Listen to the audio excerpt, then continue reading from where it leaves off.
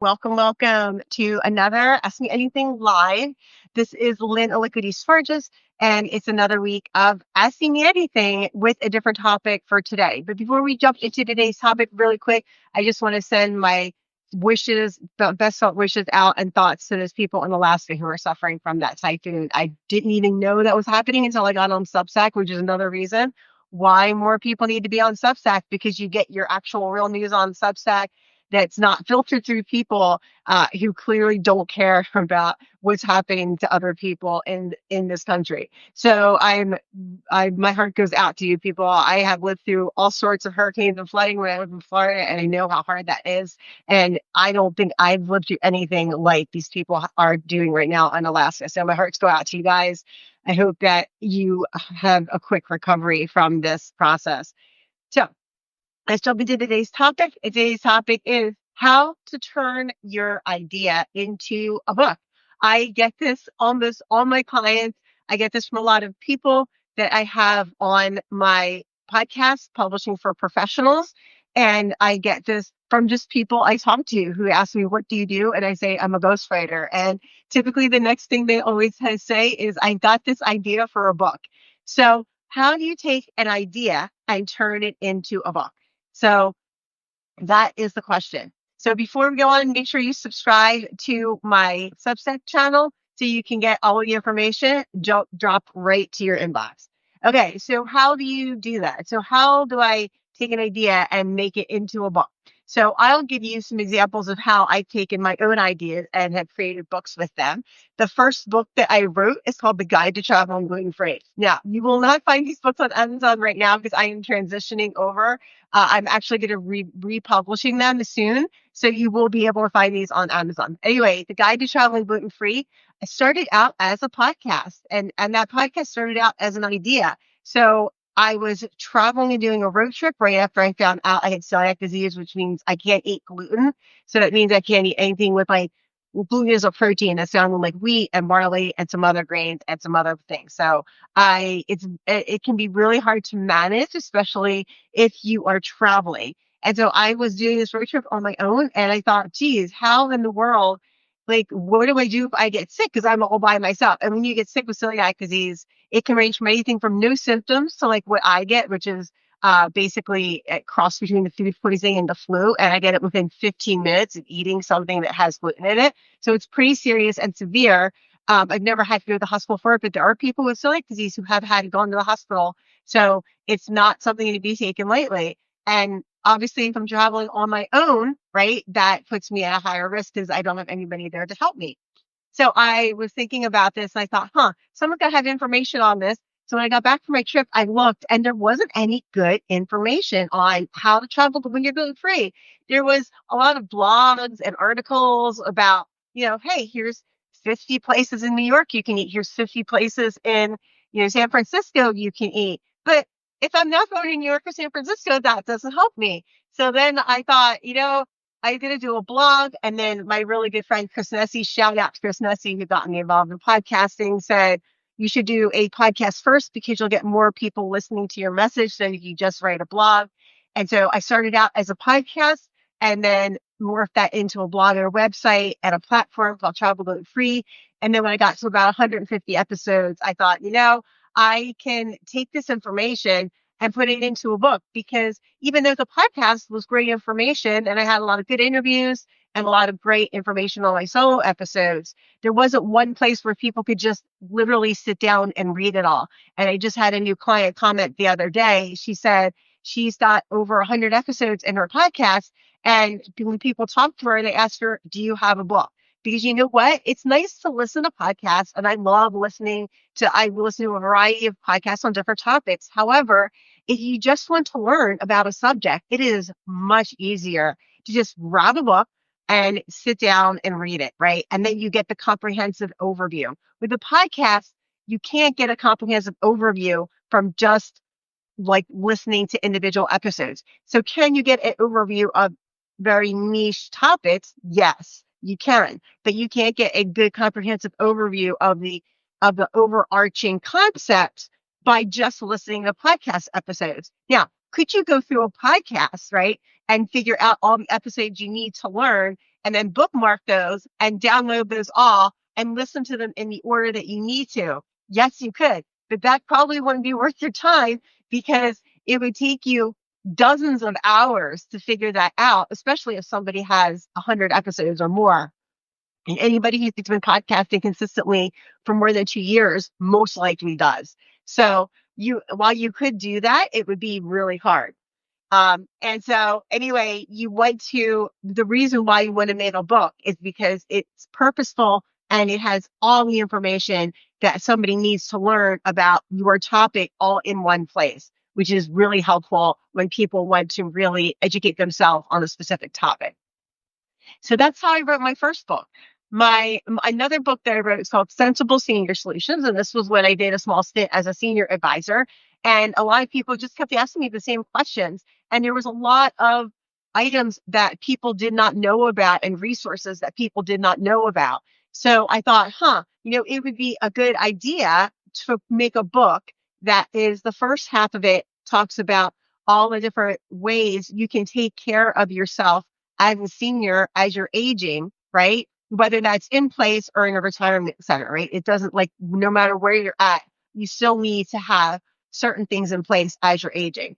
And so, and know what to do, like know when to apply for Medicare, know what you need to know about Medicare and all the other things, right? There's so many things to talk about when you're moving into that stage of life. And so the first half of my book, I put all the different ways you can like age. I talked about Medicare. I talked about insurances. I talked about like retirement centers, the differences between all of them, and all these different things people want to consider. Now, is every little detail in there? No, but I covered all of the basics and some details of the basics.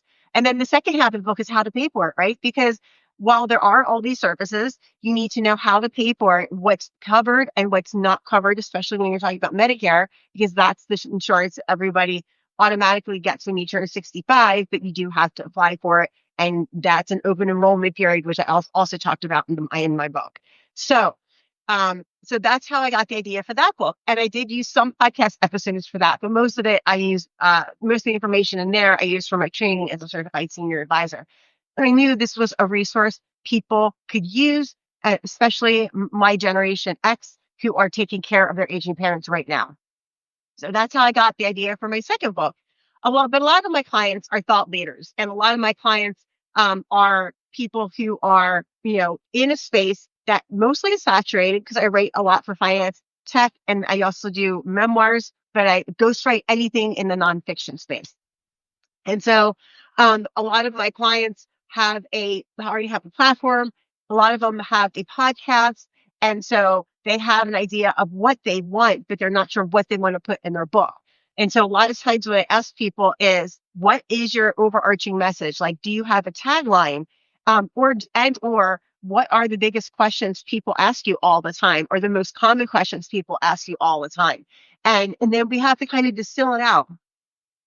And so once we distill out all those things, then we can organize that information into an outline, and then we can discuss like what goes into that outline. And once we figure out the outline chapters, what goes into those specific chapters. All right. So Mike has a question. He says, how do you know if an idea is strong enough to sustain a book rather than just an article? Mike, that is a absolutely fabulous question. And I've gotten that from a few people.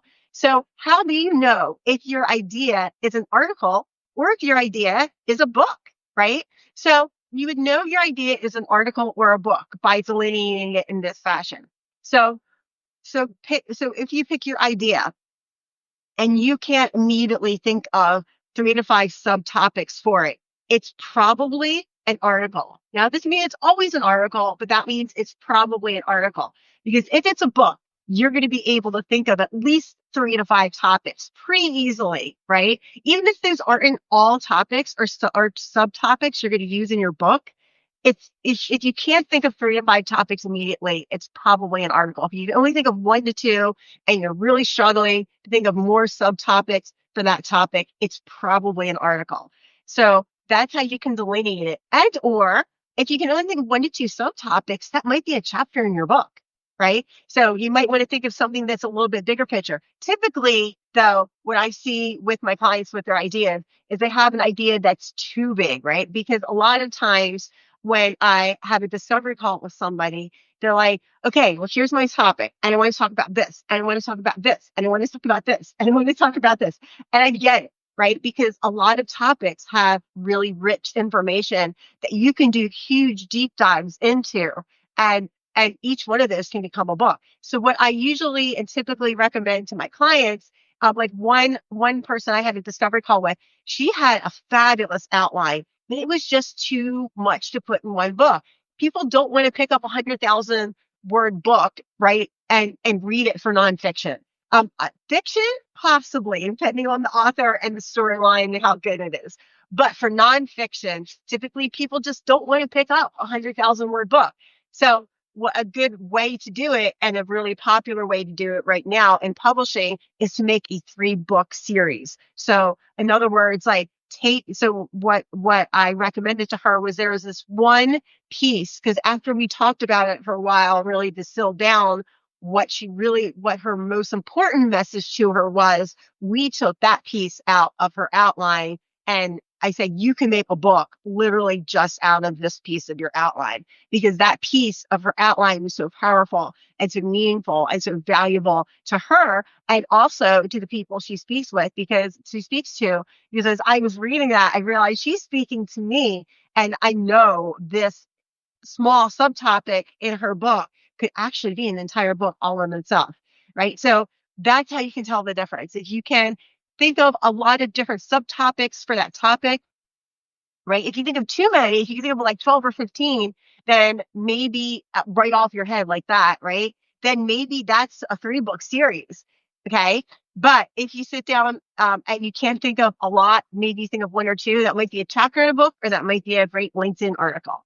So that's how you can tell the difference. So when you have an idea for your book, you want to ask yourself, like, what is this a niche topic? First of all, you want it to be niche enough, which means you want it to be small enough that it appeals to a narrow audience, but you don't want it to be so narrow that it's like too niche, which usually isn't the problem. Usually, the problem that I see and the challenge that I see with my clients and people I do discovery calls with is they want to talk about too much. And I get it. I'm an author and I'm Italian and I love to talk. And I have that same thing when I write. I tend to write way too much and I have to cut it down. And I'm getting better at that, but it is definitely something I need to practice, because it's not something we're naturally good at as humans, is to be really succinct and focused, right? As humans, we are really great at just wanting to tell the world everything and just blab about whatever the topic is that we're excited about. And that's normal. It's part of being human. But if we're writing a book and we're putting this out and it's going to represent us professionally, you want to make sure that the information in there is A, timely, it be succinct, is C, it's focused, and D, it targets a specific audience. So, for example, you don't want to just target women. You want to target women over 50 who are, working in corporate, or women over 50 who are tired of working in corporate and want to go out on do their own side hustle, right? Or women in corporate who are looking to get out of corporate and do their own independent consulting business altogether. So it sounds kind of backwards, but the more specific you get with the person that you're targeting, the easier it is to figure out what you want to write about in your book, because you can think, okay, is this person that I'm targeting, is this person going to want to read this? Is this going to answer their questions, right? Is this going to be valuable for them to move forward in whatever challenge they have? So that's the questions you want to ask when you're writing a book, and that's how to turn your idea into a book. So if you want to find out more about turning your idea into a book, definitely grab a discovery call with me. You do that by going to my website. It's www.writeforyou.me. I'll also put the discovery call link under this video, so you can click on it and book 15 minutes with me. I just updated my calendar yesterday. I have a few new spaces open, so I'd be excited to chat with you about your book idea. And I can also give you a template to work with that is a template that you can use to really extrapolate your book idea and to help you get that outline in place. Because once you have your book idea, you want to organize your book idea into information and chapters that people are going to want to read. All right, my friends, I hope this has been super helpful. If you have any other questions, please DM me on Substack. I'd love to hear from you. And remember, I will be here every Wednesday from now moving forward. Last week I was in Mexico, which is why I have a suntan. And so I'm actually really loving this suntan and trying to keep it up with the hybrid tanning booth at Planet Fitness. Anyway, I will be here every Wednesday. So I've switched from Mondays to Wednesdays, and we're going to be doing Wednesdays at 9:05. And I'm also going to be posting 2 other times on Substack. So make sure you subscribe to get more information about writing and publishing, specifically in the self-publishing area. I hope this has been really helpful, and definitely reach out to me if you want 15 minutes to chat and talk about your book idea and how to turn it into a book. This is Lynn Liquidity Smartest signing off for this week. I hope to see you next week on another Publishing for Professionals live here on Substack.